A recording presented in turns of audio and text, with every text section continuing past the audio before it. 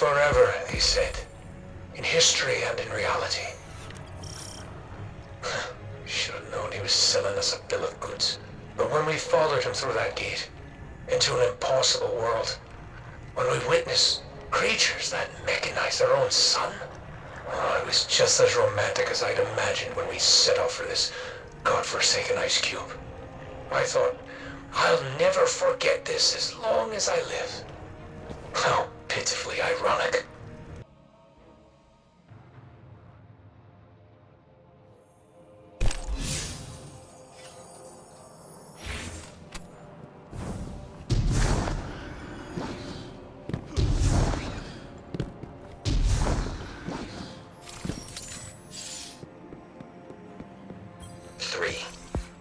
You're saying I've been rebooted 3 times.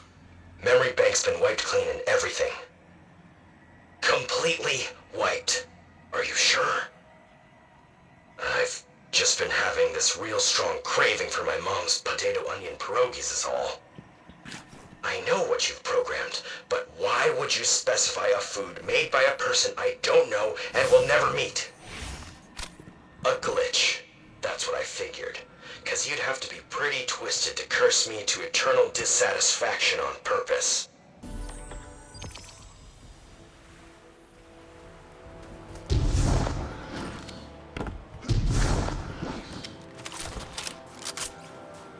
Hey Anjali, what do you think?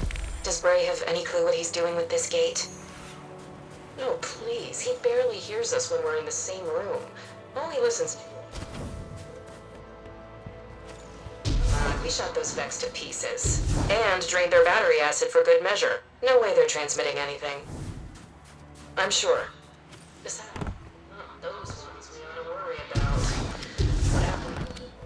Guns through that gate. Well, I don't have any evidence or anything. I just think we're all acting a little too confident in our own firepower.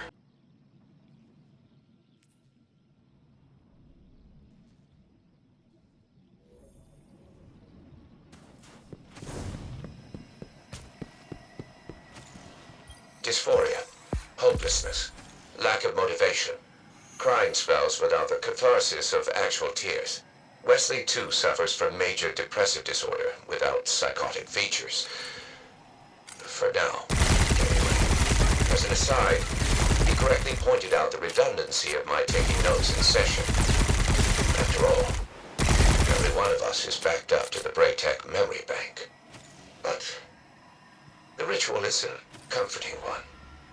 For myself, if not for anyone else.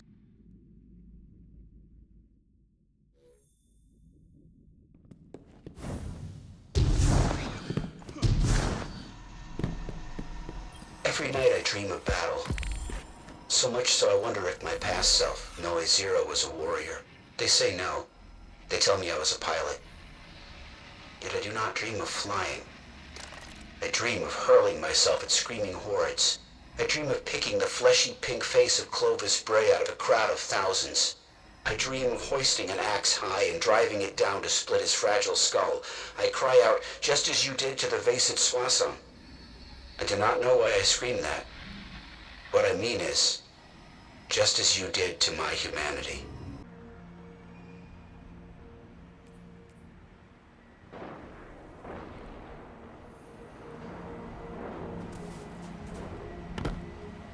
Any day now. It'll be time for another reboot. I have all the signs. They say I should do it now. Get it over with. But I don't want to forget. Not anymore. I try to record all I can, but how can I possibly describe how it felt to hold my son? My son? I had a... Is this the child in my dreams? The one that says, "What does the Lord require of you? To act justly, and to love mercy, and to walk humbly with your God."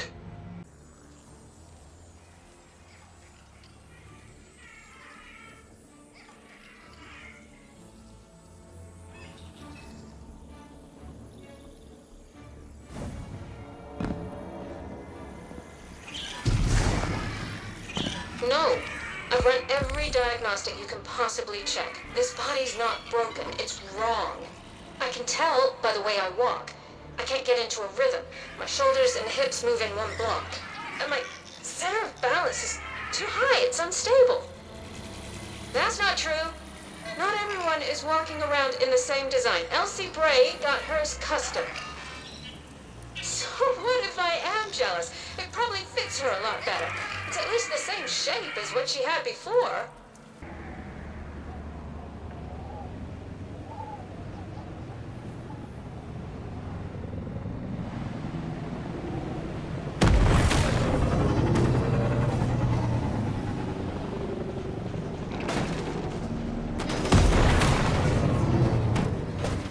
Keep your voice down.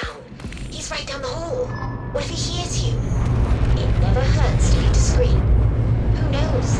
Those maladaptive microchips could be transmitting back to their ultra motherboard or something. Driller.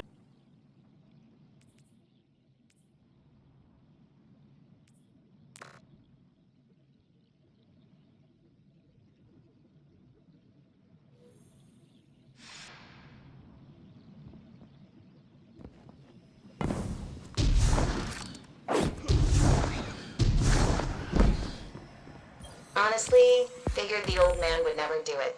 Operation alone is torture enough. And it did not go easy for him.